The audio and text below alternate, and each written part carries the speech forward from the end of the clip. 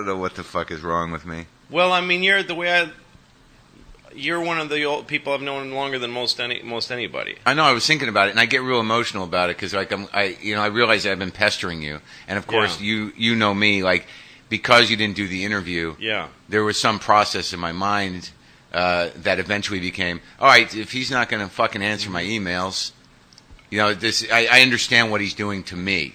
Yeah. So I've got to sit down and say, wait, he's more busy than anybody I know. Yeah. He doesn't have time to deal with me. Well, there's a couple of things going on when I don't answer your emails. Yeah. I don't answer a lot of emails if I don't have something constructive to say. You know right. what I mean? Yeah. I just don't. Yeah. Because I am busy. I got the kids and work and stuff. And also my mind is just clouded. So there's a lot of emails I just ignore. Right. Because I don't have a really good answer for Right, them. right. I'm ambivalent or... I can't... You don't want to get into a dialogue of maybe. Yeah, and I just don't... I can't make myself answer emails. I also have a weird thing that I've noticed recently that if somebody emails me, I don't want to answer them right away. Because I don't want to start talking to them. That's what I mean, yeah. You don't want to get into a dialogue, yeah. Yeah, so you know that if you answer right away, they know you just got it, and they know you're live. Yeah. So they start talking to you. Yeah. So I go, okay, I'll wait. I'll answer this guy in like a couple hours, and then I forget. That happens more often than not. But also, we had our friendship faded away at some point, and I had time when I was writing you emails to connect with you personally. Yeah. And you ignored me. Really? Yeah, for a long time. For, I don't know, over a year. Really? Longer than that, yeah. You just wouldn't answer me, and I would write emails that said, I'm not sure why you're not writing me back, but I'm going to persist because our friendship goes back far enough. Right, I remember that. Saving. Yeah. You just wouldn't answer me. What the fuck was my problem? At some point, I caught you on the phone, and you said that you felt like when we talk, it's just about me, and I don't really listen to you, that I'm very self-centered. Right. And I took that to heart, but... I also thought, well, I felt like it was unfair, and so when I tried, and after that, I tried still to pursue you. You didn't want to talk to me, so. Well, in this round, when you were trying to get me to be on your podcast, or you're trying to connect with me, part of me was going, fuck him. I don't, if he doesn't want to be my friend, I'm not going to. But we had the conversation. We made up. Yeah, but it didn't make us start connecting. It didn't. It didn't. Was he planned to start connecting? But then you got very busy. So. You got very busy. Yeah, I would say that. And look, this is yours to edit. You put in what you want here, so I'm just. I just don't care. No, but I what happens to me is that my friendship with you, like for some reason over the years, despite however much distance or whether or not we see each other, whatever our lives has happened, I feel very close to you as a friend. Yeah, no, that's the way I've always felt. I get choked up about it, and like I remember, even like after we don't talk that much, but for some reason we connect, as friends pretty deeply, and then. And then, like when you were having trouble and your marriage was coming apart, there was this point where, like, when I finally sort of said, well, what's going on? Like, I had this idea of your life in my head. It was a lesson to be learned. Like, like I know Louie from then, and I know her. I was at their wedding, whatever. Yeah. So I had this whole idea of how your life had transpired and what was going on in your life, and I hadn't really been in touch with you at all. And then when you told me what was really going on, I was like, holy shit! How did I miss your entire life? Yeah, sure. And then I started to realize, because this happens a lot on the podcast, that we all know each other in a very sort of intimate, deep way because of what we do, and because we are of the common ilk. A comic is a comic, and there is a weird emotional understanding that we all have. Mm-hmm. But we don't know each other's fucking life. And then I got very saddened by the fact that I'd been out of your life, and there was no way for us to keep in touch. And then I don't know, resentment happened. Who the fuck knows? Yeah. But I think that sometimes when we're when you just when you don't see someone a lot. You just sort of hold them to who they were when you did know them really well. Like, that guy must be the same guy. Yeah, I think that's true. And I mean, we started out together, so we did in a weird way. Because I was thinking the first time I ever saw you, period, I was in Boston, probably 1986. Yeah, I was living in Los Angeles and doing all those drugs, and I was sitting at Play It Again Sam's with Kevin Knox. Wow. Upstairs. Yeah. And you were like darting around. You just had all your hair and it was red and you were skinny. I was about 18, 19 years old. Right. And I said to Kevin, I said, who's that guy? And he goes, some kid. He's some kiddie hanging around. Yeah, he didn't know I was a comic even. Yeah, you're just some kid. I wasn't really. But no, the first time I saw you was at Catch. And in Boston. In Boston, yeah. But like you didn't know me, I didn't know you then, but I remember... I didn't know you, and I didn't like you on stage the first time I saw you. Yeah. You were very aggressive. Yeah. And you were also very... You were in a lot of turmoil. I think you were just coming out of all this sort of Sam Kinison Coke business. Yeah. So you were very... You exuded a huge amount of insecurity and craziness. And undisciplined, though. Yeah. Like, I didn't think I was. You made me uncomfortable. And then I met you, and then David Cross, I think, said, I'm going to hang out with this guy. You want to come with me? And he told me it was you, and I was like, oh, that guy. So then we went to the Coffee Connection. Where I worked. Where you were working, which is now Starbucks. Like yeah. else. And you were washing dishes. It was like a movie, like a bad movie. Like it was a pile of fucking cups and saucers, and you were washing them with a big, hang over the sink spigot. Yeah. And you had an apron on, and you were miserable. Like you were really working hard, and you were. It was a very humbling moment in your life. And you were like, "Oh, you guys, I got a break in a few minutes, so you want to hang out?" And I immediately liked you because of that. That humbling moment made me like you a lot. And it was interesting to watch you go from being this kind of L.A. long hair, Kinnison pack, coked up guy. Yeah. You broke that. I watched you break that down. And Right. I watched you start talking about who you were instead of doing your bits as that guy. Yeah. I started watching you humiliate yourself more on stage, which is a good thing. I mean, in a good way. Yeah. You had a huge humility wave that started coming in. And I think that's always been your progress, has been like... taking away more and more layers, taking away more of your defenses away from yourself. Not without a fight. No, but the fight is fun to watch. Yeah, I think when I met you, the first time I knew who you were. Here's what I remember, because when I'm sitting there trying to think about how am I going to talk to you without getting emotional and also cover the great things you're doing now. Without getting emotional or resentful or crazy. Yeah. The first time I had any idea of really who you were, I went to pick up Grant Taylor at the house you were living in with him. He was my roommate, yeah. And I went to pick him up to go to a one-nighter. Mm-hmm. I walked into the house, and he's getting ready to go, and there's a room. And the door is open, and there's just a light. There's a mattress on the floor, and there's just food and clothing and piles everywhere. I lived in a disgusting. Well, I didn't. That's all I saw. Then I go, yeah. Who lives in there? He goes, oh, that's Louis, and that was who you were in my head. Yeah, that's Louis, and you sort of remained that guy for a while, no matter how nice the apartment was. Yes, that was the amazing. There were certain things I remember very definitely. Yeah, like I remember the apartment. It all revolves around the apartments. I remember the apartment over the Village Gate in the atrium. Oh, God, yeah. Right? And, like, going over to that apartment at some point, I think you had torn a hole in the wall. Yeah. There were things written. You had a set list written on the wall. I used a wall of my apartment as a phone book. Like, I wrote all my phone numbers and stuff and dates. But in big, like, indelible Sharpie. ink. Yes. And then again, there were the clothes all over. No, and also I remember there was one detail of that apartment on Bleecker Street was that I dropped a bottle of hot sauce one day, like a bottle of Tabasco, and it shattered on the floor. Yeah. And it stayed there for the entire time I lived there. But I never cleaned it.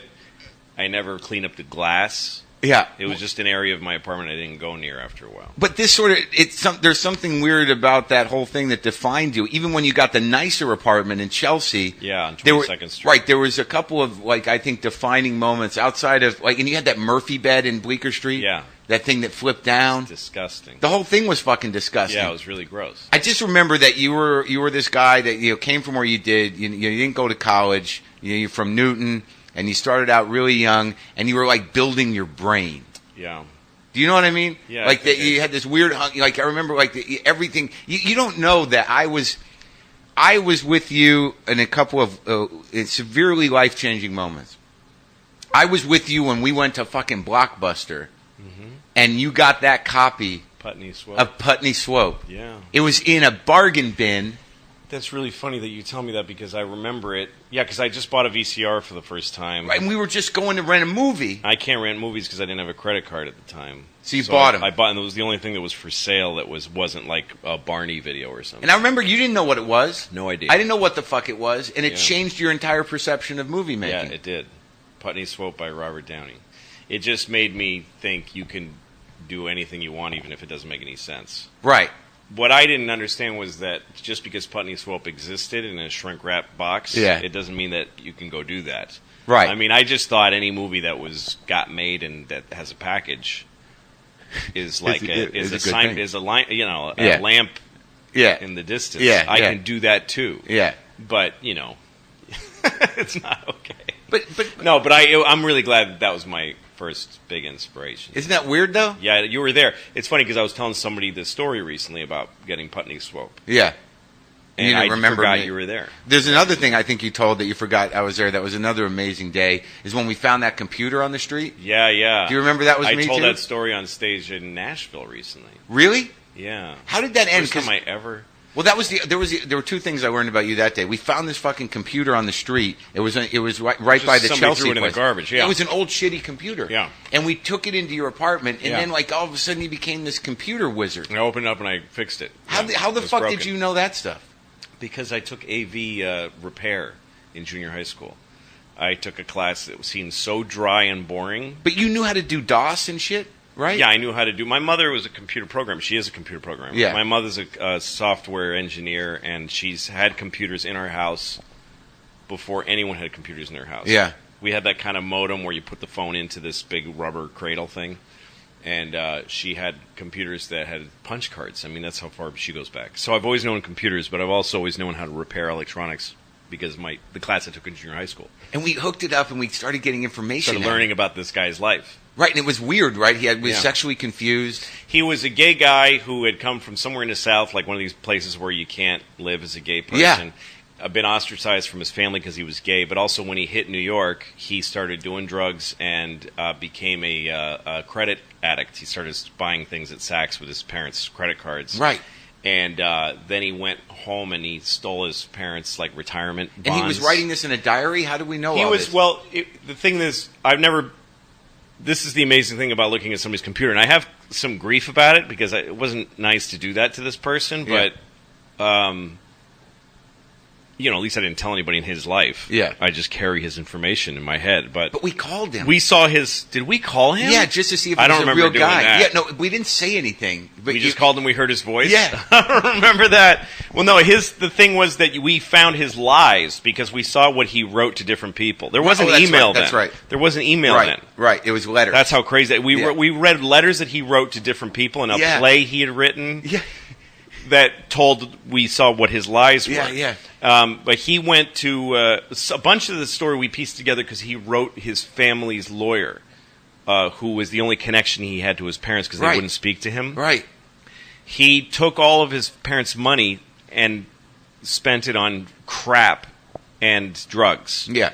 And his father had to come out of retirement. His father had to stop being retired and go back to like a shit job because he destroyed his parents' elderly lives. I don't see. You sat with the info. I didn't know all of this. He wrote to the family lawyer saying, "Please get my dad to speak to me because it was hard enough on him that I'm gay, but also now I've destroyed his life. But he really, he's kind of an asshole too, or whatever." And then he'd write somebody else mean things about his parents that didn't represent. How did you represent this as a story? What was the arc? Where did this go? I started talking on stage at Nashville. Well, because right now I'm trying to come up with a new material, so I'll talk about anything on stage. I think it died in the middle of the story. Yeah. But it was fascinating to people. When you tell people something like that, I found a computer that was broken and I turned it on and started learning about the person. Yeah.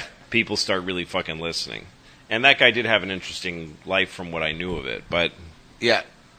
I just remember that event, and I remember that... Well, the part of it that turned into a really interesting hook on stage was the idea that he was complaining about his father's homophobia to his friends. Yeah.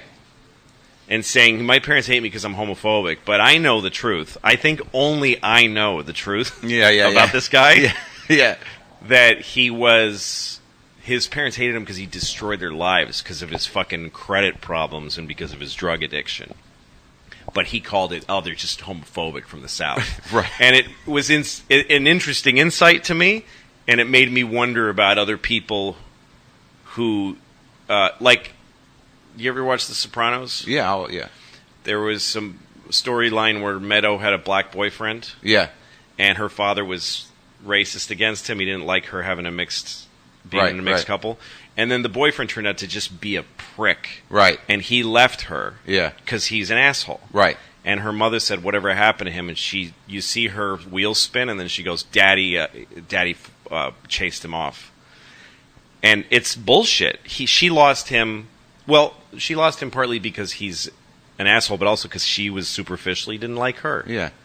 Yeah. But she wasn't going to let go of her right to say my daddy's a racist piece of shit, even though it didn't have anything. And I wonder how much that happens in like people that complain about racism or homophobia in their lives, or any discrimination. A lack of taking responsibility for their own real feelings. That they have something that they've done, that they use it to cover stuff in their lives. Well, I talk about being in Scotland, where I say, fuck the Scottish. Yeah, no, that's what and only because they didn't like me. Exactly. So, and that enables me to generalize about an entire culture of people. Like, those Scots didn't like me, but I'm aware that it was that personal. Exactly. And that I don't know anything about Scottish history. Every time I go to England, it's a challenge. I love working there, and I often have some great shows there, but sometimes I don't. It's, to me, the hardest place for me to work. And I know it's all about me. I go there with all kind of preconceived shit. Yeah.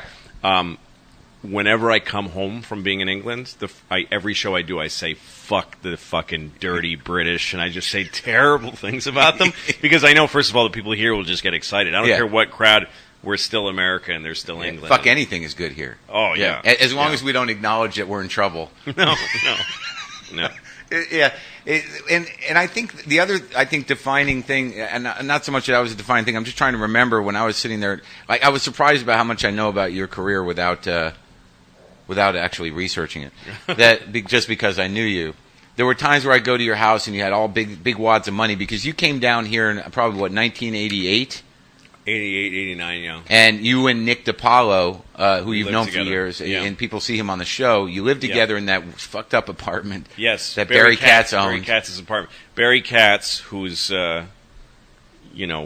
he created Last Comic Standing, right? He's Dane Cook's manager. He's Whitney Cummings' manager. Yes. I think he's still Jay Moore's manager. Anthony Clark, all those people. Yeah, I mean, he used to run a comedy operation out of a basement in Allston, Massachusetts, and there was a period in time where he just said, I'm going to sign everybody. Yeah, and I was his first client. I was his first client. And I was also the first person to fire him. Yeah. But anyway, Barry had an apartment on 82nd Street in Central Park West, a little tiny studio. Right. With like one of those, like a stove that looks like it's a dollhouse, like it's a joke. Yeah. And it had a loft. So yes. I had a bed up on this rickety loft and a bed underneath it. Yeah. And he charged comedians from Boston $150 each per month to have a right to use this apartment. How many were there? There was like 15 guys. And it was a terrible combination of guys. Anthony Clark was one of them. Yeah. Ed Regine, the guy from Providence. No. The guy who was put in jail for turning back odometers. Yes. And Wally Collins was one of them. Anyway, Nick and I went down there a lot. Yeah. And then Barry he was giving up, the lease came up. Yeah. And he didn't want to do it anymore. I don't think he was making enough profit. He was trying to make a profit. Sure. And he wasn't making enough, so he was giving it up. Yeah. And Nick and I contacted the landlord when we got the place. Right. And and then, like, and you and Nick were working at Catch a Rising Star, and I was wandering through the streets with Todd Berry wondering why we couldn't work at Catch a Rising Star. Yeah. And I just remember you taking out of your pocket wads of cash after an evening at work. Yeah. And I was just sort of like, fuck. But he's doing that to hate me. Well, yeah, so that was a cash business then, and you'd get $50 a show, and there was that one really heightened time in the late 80s. Yeah, where it just money. You could do 10 sets a night. That's right. And they were $50 each, and I had a motorcycle then. Oh, yeah, the fucking motorcycle. I had a Honda Super Sport 750. And that was that time where you used to run up and down the FDR, and you wrecked it. I used to go on the FDR doing like literally 100 miles an hour so I could get to shows quicker. And I'd do like 2 shows at the Boston Comedy Club. Yeah. 1 at the Cellar, 1 at the Village Gate, or 2 at the Village Gate, and then I'd run screaming uptown to do the Catch and the comic strip. And didn't you wreck that $50 fucker? a show. Yes. What you laid it down? It freaked you out. You somehow walked away from it. Yeah, it was a weird turning point in my life because that was. I remember one day. It's just funny because you mentioned the pockets full of cash. Yeah. I remember one night I'd done like 10 shows. Yeah. And I was 23 years old, something like that. 20, not even like 22 years old. Yeah. And I parked my bike at my garage in the Village. Yeah. And I had my pockets were bulging with cash that I had made. And I mean, $50 a show, 10 shows. So what's that? That's $500. Yeah. $500 for a night's work. Right. 23 years old, and then I'm walking to my Bleecker Street Village apartment. Yeah, I remember you had the parking space across the way. It was a walk. Yeah, and you also had cars there too, didn't you? You bought these weird muscle cars. But so when I remember there's one specific night that I was walking home with a ton of cash from my motorcycle to my Village apartment, and I thought I have the greatest life in the world. Yeah, I don't even care if I don't become famous or anything. This is the balls. Yeah. I have the world by the fucking balls. I had that thought that night. Yeah. And then the next night, I was going down 2nd Avenue doing about 70 miles an hour, and a car went through a red light going perpendicular. And I never even touched my brakes. I just plowed right into this car. And he flew over it. I flew over the car. I lost my sight, but I was still cognizant, I remember. And the bike was in pieces. My sight came back, and the bike was in pieces in front of me. I heard a woman scream. It was a nightmare. And I got strapped to a board and taken to a hospital. And after lots of CAT scans and tests and shit, this doctor came in to me in the hallway you don't have a room. Yeah. And he said, "You're fine. You're stupid. Don't ride motorcycles anymore, but you're fine." And he said, "Take it easy for a while." And so I hopped off of this table, and I thought, I'm just going to go home. But, the threshold to which you need to be hospitalized is still pretty badly. I really fucked myself up, and I could barely walk. I mean, I was in really bad, but I hadn't broken anything. So everything was sore. My whole body had bruises all over the side of it that grew as the weeks went by. Like for 2 weeks, I was like in bed, like on your hip and shit. Yeah, on my leg, and I was a fucking wreck, and my motorcycle was gone. Yeah, and I slept that night, and I just felt really terrible. I think I'd peed myself. Like, it was just really bad, humiliating experience. And then I looked in the mirror the next day, and I was balding. I saw it for the first time. Yeah. That I was losing my hair. Right. And, within that week, Catch, Rising Star closed. That was the first. Catch and the Improv went down, 1-2. Mm-hmm. They both closed. And things started getting really bad. Things immediately started getting bad. And then the 90s came, and all the clubs started closing. Yeah. And I couldn't make a living anymore, and I couldn't pay my rent. That night was a huge, instant turning point. Everything from that night on in my life went badly. Yeah. For 3-4 years.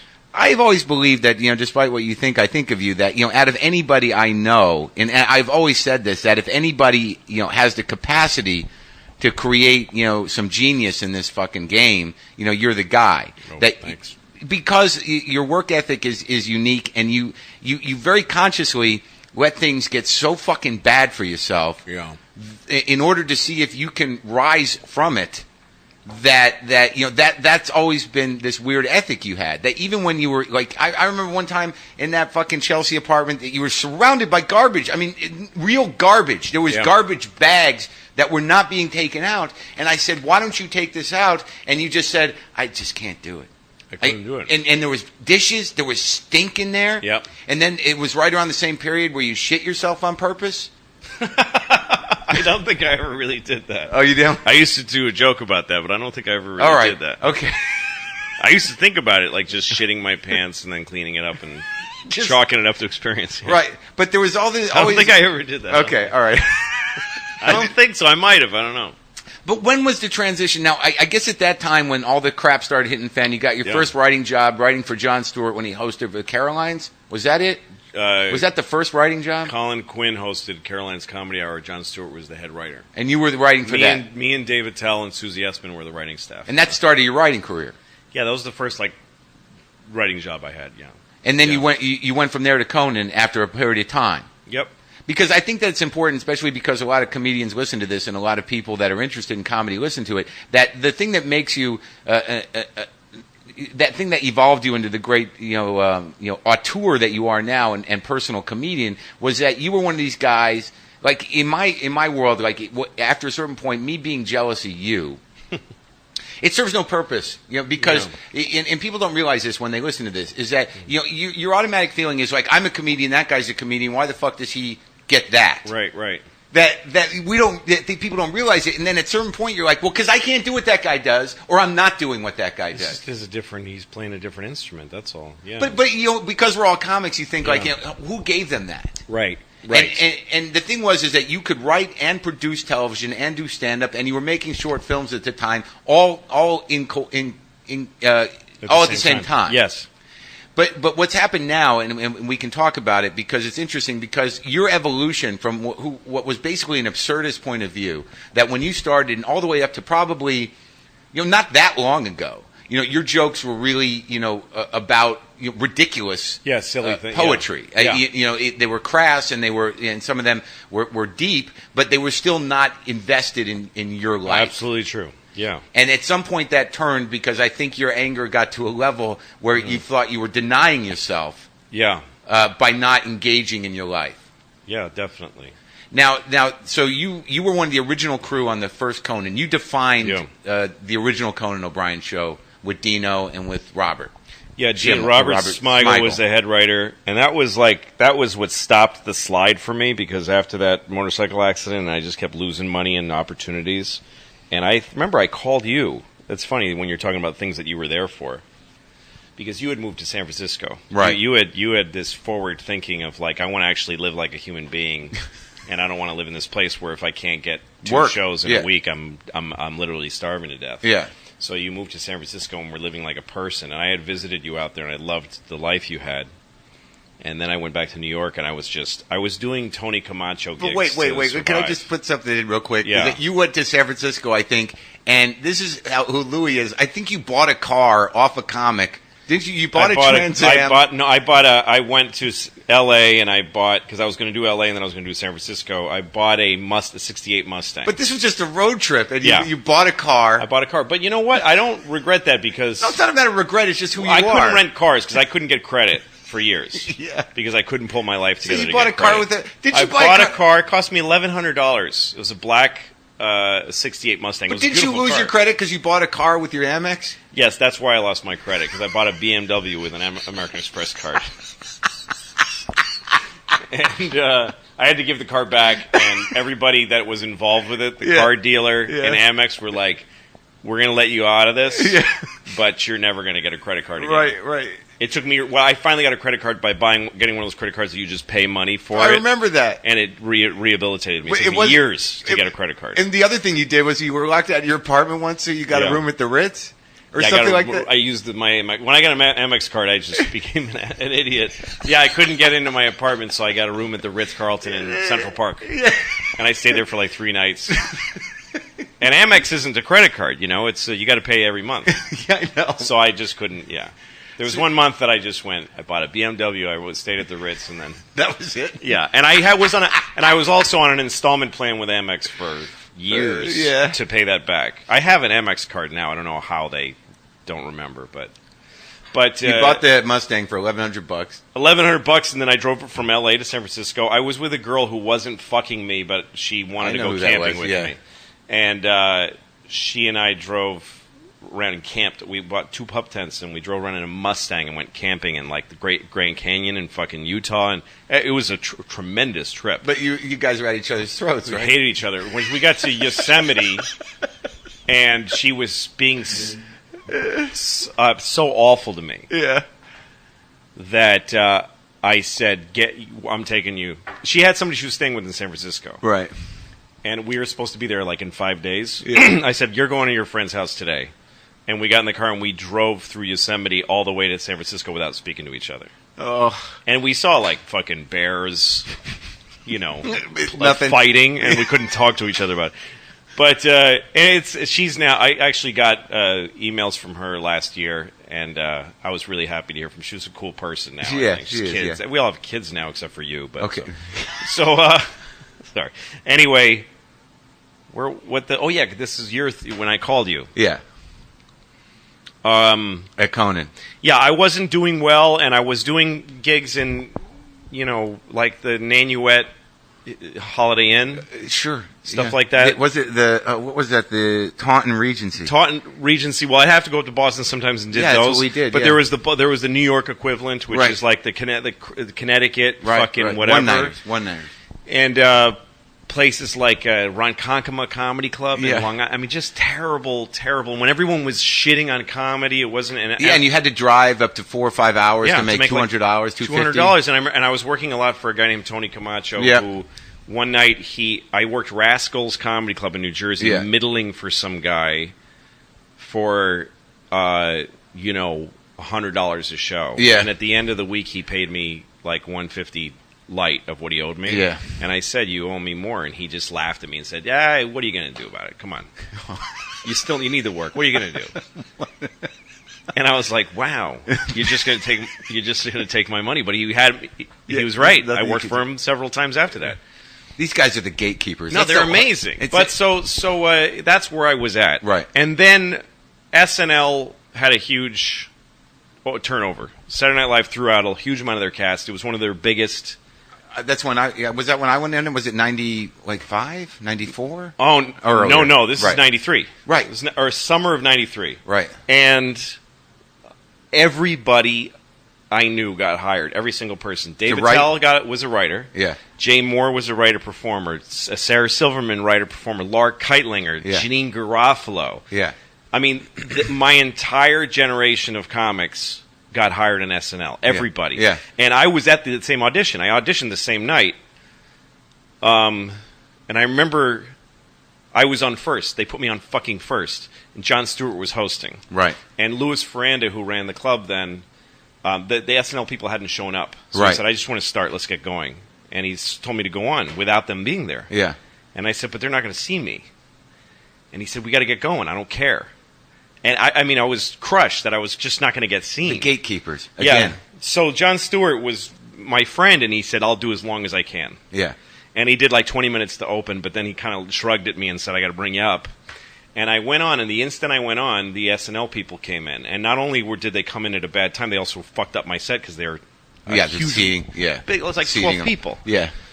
But saving grace was that David Spade was in the group, and Yeah. he knew me. I didn't know him personally, but he liked my act, so he told him, "Sit down and watch this guy." And I saw him do it. And I had a great set.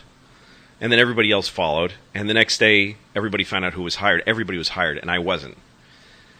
And then I thought, this is it. I mean, I don't know if I can keep doing this. And that's when you called me? I called you in the middle of the night to ask you about San Francisco. Yeah. And whether I should move there. And I was questioning the whole career. Yeah. And did I say anything helpful? We talked till dawn. Yeah. And I think I unloaded on you that I didn't think I had any shot at anything anymore, and that I was really remorseful. But it's like coming out of prison. How do you back out of a comedy career? Yeah. I was 25 years old, and I had been doing stand-up since I was 18. Yeah. So I had no way, Then no skills. nothing to offer any other. Except you could resurrect a dead computer. Yeah, I could fix a computer or a car. Or a car. Or I could cover a football game for a cable station, you know? And so we talked about it. You told me about your life there, and I just thought, I'm not going to make it there either. And I hung up the phone intensely depressed. Yeah. And then my phone rang like 2 hours later. Like I got 2 hours sleep, and it was this guy. "Hi, my name is Robert Smigel. I don't know if you've heard about the Letterman show going away, and Conan is this guy." And I didn't know any idea who Conan was. And he said, "Jim Downey saw you at Catch." Jim Downey was running SNL then. And he said that you were funny, so I wanted to know if you had any writing samples. Did you? I had it. Well, I had short films I had made. You had the ones That I with just Shapiro made on my own dime. and Ice Cream. Yeah, all that kind of That's stuff. available still on DVD, right? No, but you can see it on YouTube. I just put it all on YouTube. Oh, you There's don't no way to sell make- that DVD no, of the short films? No, because anymore? I had to just make that in my house. That Yeah. DVD. I have one of those. Maybe I should You hold on to sell it. Yeah. But or maybe I think my ex-wife actually took that. She's a big fan. Oh, okay, good. Well, she could sell it then. Which ex-wife? Oh, Mishna. Okay. But anyway, yeah, he hired me. Within a week, I was hired at Conan. They saved my fucking life. And I think it's important for people who are listening to realize that, you know, between you, Robert Smigel, Dino Stamatopoulos, and Conan, yeah, you guys redefined, you know, what late night sketch comedy looked like in the context of that type of show. Yeah, it was a pretty different show, yeah. Well, you were pushing the envelope because your comedy, being as absurd as it was, and his sensibility and Dino's sensibility, you know, brought this type of, you know, almost childlike inventiveness to sketch comedy again, which was completely unique. I think that's true, yeah. And that it set the tone for that show for the next 12 years. Yep. And you remain friends with Smigel and Dino, I guess. Yeah, to some degree. But, I mean, it's just interesting that you were at these junctures where the one thing I also remember is that coming off of that, and this is still when your stand-up is primarily, you know, absurd, but inspired, but, you know, noise-based and a lot of, right? I mean, I'm not being condescending. No, not at all. Of course not. But the greatest moment of this type of style backfiring, which I thought was an important moment, was when Dana Carvey got the variety show. Yeah. And Smigel was the head writer, and he brought you guys in. Yep. And you wrote that sketch, that opening piece. The nipples thing, yeah. That really was like a thing where, like, it sort of resonates all the way through to Conan, you know, not, you know, functioning the way the network wanted to in the Tonight Show slot. Right. Was that, you know, here Dana Carvey had a primetime show, and he brought in you guys who were a late night operation. Yep. And you guys struggled over that sketch. And what was it again? It was just this weird idea that I had on the way to work one morning that Bill Clinton had surgery so that he had nipples going down so that he could breastfeed. The first idea was just that he could breastfeed. Right. And then I thought then he would have nipples going down his belly and like a puppy, like a dog. Yeah. And you had to work around Carvey, who was an impressionist. Yeah.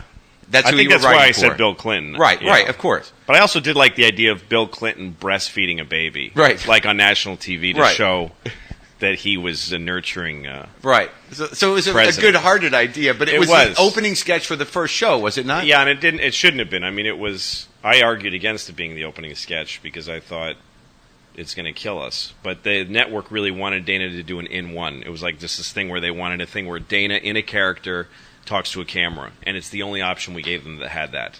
The only option you gave him was that Bill Clinton opens his shirt. He has puppy nipples. He has dog nipples. Yeah, like and there's milk spurting out of them onto live puppies and squirting them in the face, and kittens on his desk.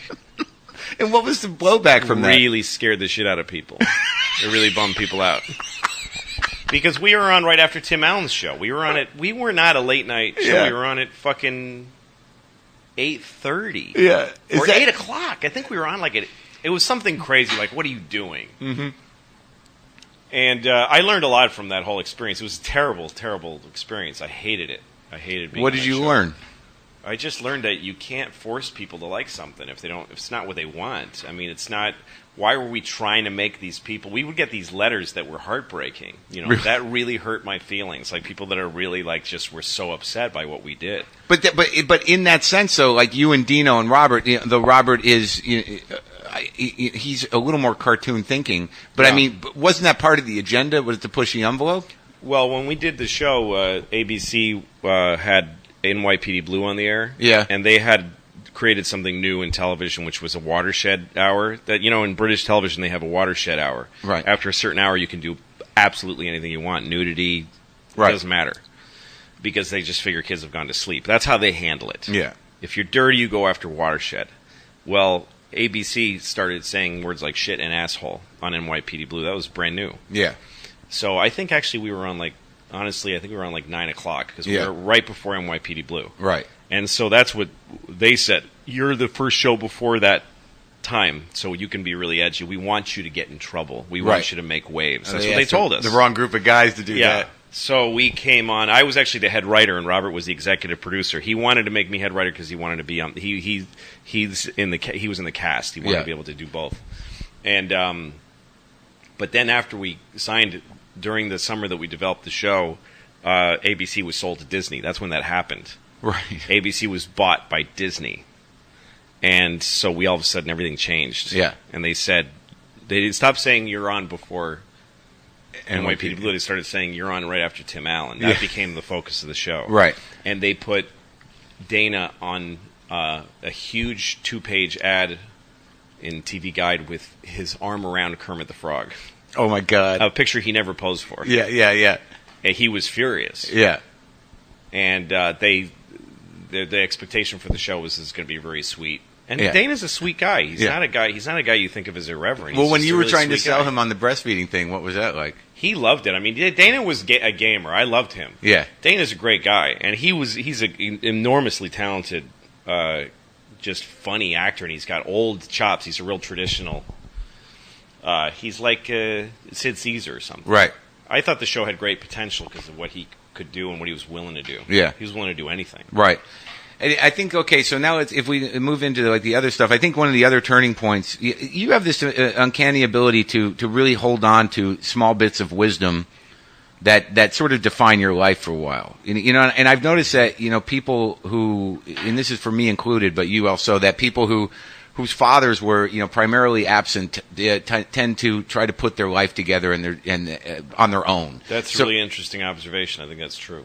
Where you're sort of scrambling for the right role models and the wisdom that's going to guide you, through your creativity, through your life. Mm-hmm. Things that you can, like sort of these mental marking posts of like, that thing means something to me and it can help me.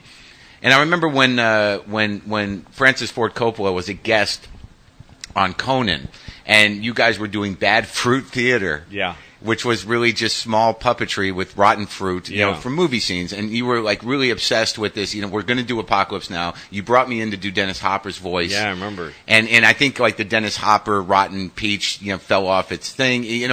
But you were you so wanted Francis Ford. Big deal for me. Right. Yeah. You really wanted Coppola to acknowledge your genius for taking a scene from his movie and doing it with rotten bananas. Yeah, that was the biggest deal in the world to me. It was like, I remember, because you're like, this is a big opportunity, because you were a filmmaker, and I think, outside of being a stand-up, once you started making films, you really saw yourself as a filmmaker. That's what I wanted to do, yeah. Yeah. Because I was obsessed with Coppola because that movie Heart of Darkness had come out. Right. A documentary about Apocalypse Now.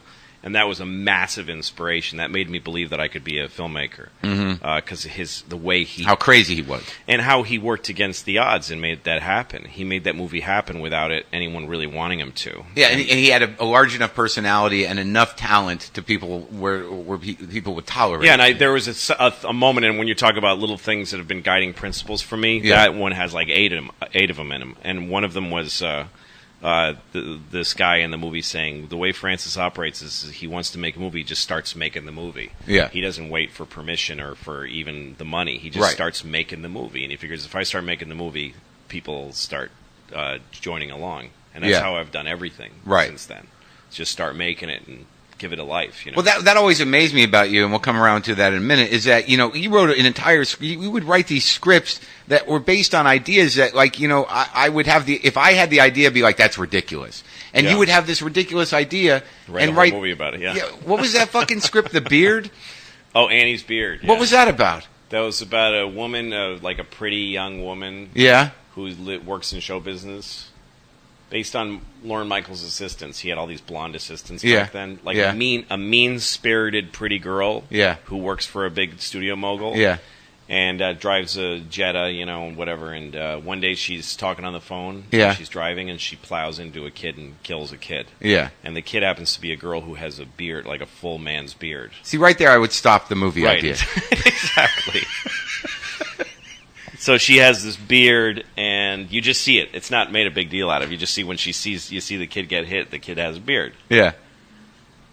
And so she's vilified by the L.A. community, it's press. Yeah. Big sensational trial of the woman who killed it.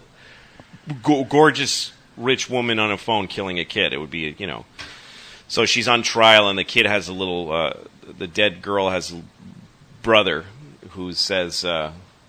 what happens is the family of the girl is so nice and they don't want to ruin this woman's life. They don't want her to go to prison. They go to the judge and say, please don't ruin her life. We lost our little girl. We don't want her. And the judge is very moved by this. And, and the little boy says that he tells this story that their father had a beard. Yeah. And he died. Yeah. And that the girl willed herself to grow a beard. Yeah. As a monument to him. Yeah. And said, as long as I wear this beard, he'll never die. Yeah. And now she's gone. Yeah. So could she grow a beard? The little boy asks the judge. I can't believe I wrote this. And so the judge says you have to get a beard put like really, not like a fake beard, but you have to really grow a beard and keep it for the 10 years you would have done in prison. And so there's this scene where they graft a beard onto her, like they do this whole crazy, this fucking insane thing, and she wears a beard. And she has a probation officer who just makes sure, like gives it a tug and makes sure it's there always. Yeah. She's not allowed to obscure it, you know. Yeah. And there's a whole thing where she goes and tries to wear like she goes to like a store where they sell burqas and other Middle Eastern, and learns about concealing beauty and what that means to Muslims and stuff. And it destroys her life. She can't work in television. She can't. It's a cosmetic industry. Yeah. So it's about her coming to terms with her life and her value as a person. And her beard. At one point, she shaves it and runs off, and there's like helicopters chasing her like The Fugitive. It's fucking crazy. But, no, it was a mess. But I was obsessed with it. I tried to get it made for like 3 years. Oh. And it broke my heart. That you didn't get it made? Never made it, never will. And then there was I guess, we should talk, quickly about the Pootie Tang debacle. Because, I mean, I think a lot of people that love you, look at that movie as this, cult movie. Yeah. And I remember when you were going through that you had a very specific vision for that movie, and it was the first time you had studio backing. And then you had to go through that process where the studio, gutted you, took your power away, and then stole your movie. That's right. It's terrible. And like I just remember that there was this when you had your first cut, and you were ready to go, and they screened it, and who was the big executive? She was famous that sat there. Well, Sherry Lansing was running Paramount at the time, and they sat down with that movie that you were ready, that you were done with. Yeah, and you were there, and what happened? Well, I went out to L.A. for a screening. Really, John Goldwyn was the main guy that we dealt with there. He was Samuel Goldwyn's grandson, this guy. So you, of course, attached a great legacy, knowing you, that's sort of like you're part of that movie was a history. Big deal. Yeah, that was a big deal to me. And Yeah. I still, to me, it's like... You remind me more of John Milius, actually, than Francis Ford Coppola. Yeah, probably with, But I loved that experience, even in its at worst time. I was very unhappy. It was very stressful. And there were times where it's one of those things where your back gets put against a wall, and then it feels like somebody's pushing on your chest, but you don't have anywhere to go. Do you know what I mean? Yeah. Things got worse and worse, and I started to wonder what my capacity was. As a filmmaker. As a human being. I wasn't sure what my capacity was to take the stress I was taking on. So you made this and cut. The fear that I was living right. with. But your vision as a filmmaker is fairly specific, and that was a fairly specific I take. made that movie exactly the way I wanted to. It was and in cutting it, I found out, first of all, that I had made a flawed movie. Like, it wasn't good. Yeah. I didn't make a beautiful movie that Paramount destroyed. I made a flawed movie that didn't really hang together as a feature.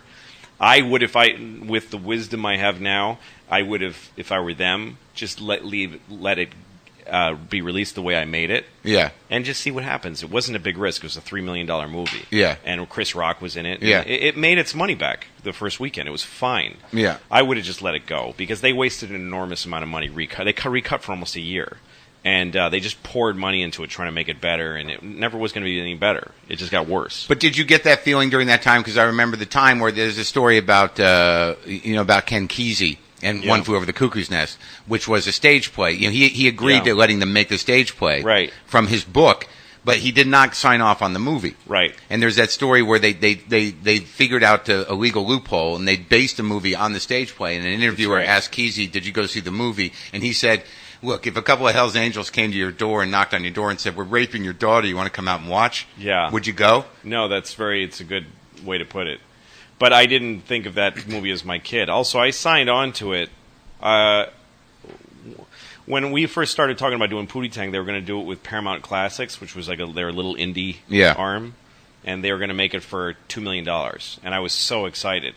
And then they said they wanted to make it for $3 million and do it with Paramount proper and give it to John Goldwyn and make it as a real, even though it wasn't a lot of money, as a studio movie.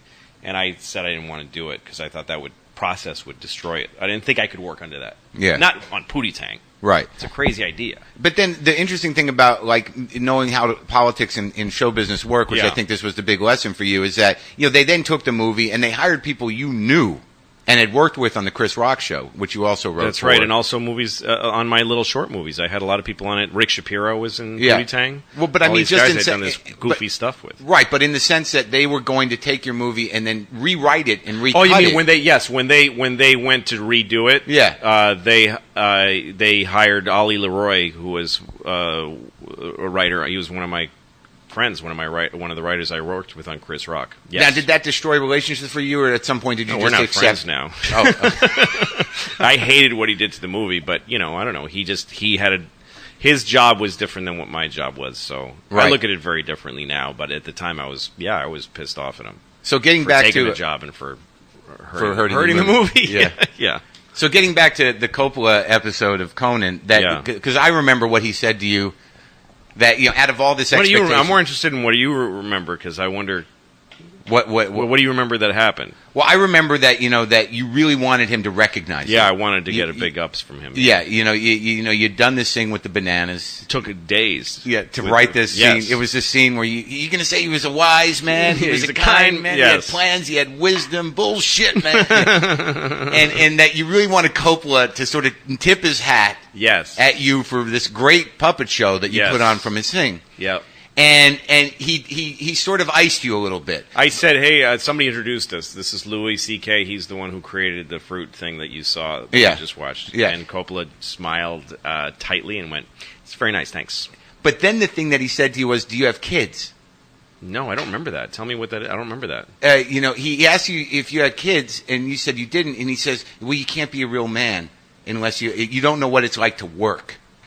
Unless you have children. Oh, my God, I don't remember that. Well, that Did was Coppola say that to me? Well, I believe that's my recollection, because I thought, because I remember it, because you said it to me, and it must have had something to do with the fact that it was a puppet show. Yeah, yeah. And he basically said, well, you don't know what it's like to have responsibility. That what you extrapolated from it was that, how can I, if you don't have a responsibility to other people, how do you really know what it's like to be an adult? Yeah, that's very true. I think that's very true. Yeah, well, that's what I remember. I think I remember him saying something like that. Yeah. Well, I mean, I don't know why I would remember it and you wouldn't. It's funny. But... Well, because that's sometimes you give people things in your life and they remember them and you don't. Yeah, because I think it's very indicative there was of how you think. There was a library that Alexander the Great built in Alexandria, sitting in Egypt, and it had all the great Greek works of Greek literature and philosophy and art, everything. Right. And then when we became a Christian West world, they burned the Christians burned everything. Yeah. And they burned that library down or whatever. I don't know. I could be wrong about all this. But we still have a little bit of Plato and Socrates. Yeah. Very little. There was a lot more. Yeah. Because the Muslims kept it. Because when the Muslims did their run of conquering the world, they kept stuff. They didn't burn other people's work. Right. They would integrate it and save it. Right.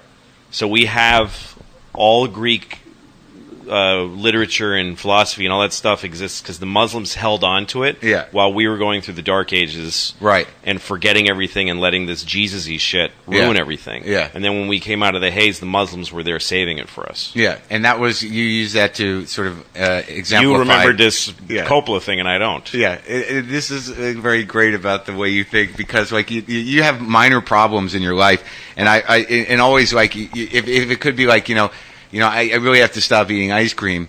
And then you go off on like, because I was reading the autobiography of Theodore Roosevelt. And you have this way of taking these, global history of great movements to sort of like, as wisdom, which I think goes back to this idea that, when you have to parent yourself, you might as well. Well, it's like what the Jews do. The Jews, they keep their whole people's history together, and it keeps guiding them, Mm-hmm. So, no, I definitely think, I definitely like stories. Yeah, and the one other thing I wanted to bring up before we go into the other great memory, there were two things that happened at the Chelsea apartment, I think, that were great, was at some point in the middle of that fucking mess, you decided you were going to play trumpet. and you went out and bought a very expensive trumpet without any real plan in place to learn how to play trumpet. And you brought the trumpet home and you put it on the mantle and you jerked off. And after you jerked off, you realized that if you had just jerked off before, you wouldn't have bought the trumpet. Yeah, no, it's worse than that. What? Because I went to Times Square to buy the trumpet. That's where all the music stores are. Yeah. I just wanted to buy a trumpet to learn how to play trumpet. Yeah. And I went into Sam Ash or one of those places. And there's all these, student trumpets. Yeah. For like, $100. Yeah. But I started going up there's a really nice one. Yeah. And the guy started showing me, here's like a nickel-plated, beautiful trumpet. Yeah. It's got a flawed bell because it was hurt, but they repaired it. Yeah. And it was like $1,400. Yeah. I didn't have any of that kind of money. Yeah. But I went to an ATM and I took out like everything I had in the bank. Yeah. And I bought this fucking $1,400 trumpet without having any ability or I'd never even blown into a trumpet before. Yeah. And then I was walking through Times Square with this fucking thing in my hand, just freaking out and feeling bad. Yeah. And I went and ducked into what they used to have then, those fucking porn the peep shows. Yeah. Next thing I know, I'm in a peep show booth, those little upright coffins, looking at a chick, a tired fucking Latvian girl probably, through the window of this peep show and jacking off. Yeah. And it's like a 2 foot by 2 foot room. Yeah. And I jerk off and I came on the trumpet case, which was standing between my legs. Yeah. And once I came and I looked at this cum on the trumpet case, on this beautiful, brass buckled trumpet case. Yeah. I realized if I had come to this peep show first, I wouldn't have. I could have saved $1,400. I wouldn't have the fucking trumpet now, which I never really learned how to play. Yeah. It was an important thing for me to realize that. In what way? Well, the only time I went to a therapist for a while, and he started dragging me through my past, and I couldn't do it. It was exhausting. I couldn't do it. And I also didn't see an end to it. Mm-hmm. And I started saying to him, I don't want to do this anymore. Can you just give me some advice? Yeah. Can we just boil it down to how the fuck do I get out of my own way? Yeah. And he told me, all right, well, when you do things that you regret all the time, like eating bad food or jacking off in a weird, shameful situation you wish you hadn't, sexual compulsions to behavior, eating compulsions. He said, the issue isn't the food or the sexual objects. Yeah. It's anxiety. You're having anxiety, and you're doing these things to try to feel better, deal with your anxiety. Right. And maybe if you tell yourself that in the moment, it might help you. And that was an enormous help. I mean, that's sort of what I told myself with the trumpet, which is every time I'm starting to have like a thing that I'm not in control of. Right. Like I want to buy a motorcycle. This happened the other day. I want to buy a fucking Triumph Bonneville motorcycle. I have no business buying a motorcycle, but I poured over the website, started reading reviews of Triumphs and trying to talk myself into it's okay to spend $8,000 on a motorcycle. But I'm practiced now at stopping and going, why are you looking at... It's got nothing to do with motorcycles. You're anxious. Something's irritating you. And in just the act of doing that, cuts you off of the... Sometimes. That helped me just now because that's what I realized that with myself that I'm not a depressive, but when I get anxious, I get overwhelmed and paralyzed. Yeah. And that, the only thing you can do is to feel better. Jacking off is a great way to get rid of anxiety. Oh, yeah, it is. Yeah. It's built in. It's not sexual, and knowing that. It's right. It's not sexual. It's very helpful. It's very helpful to know this is just, I'm having a function of, there's something going on inside of me. And it doesn't even have to be that it's deep-seated in fuck it, it's just anxiety. You're feeling bad. Right. Take a fucking breath.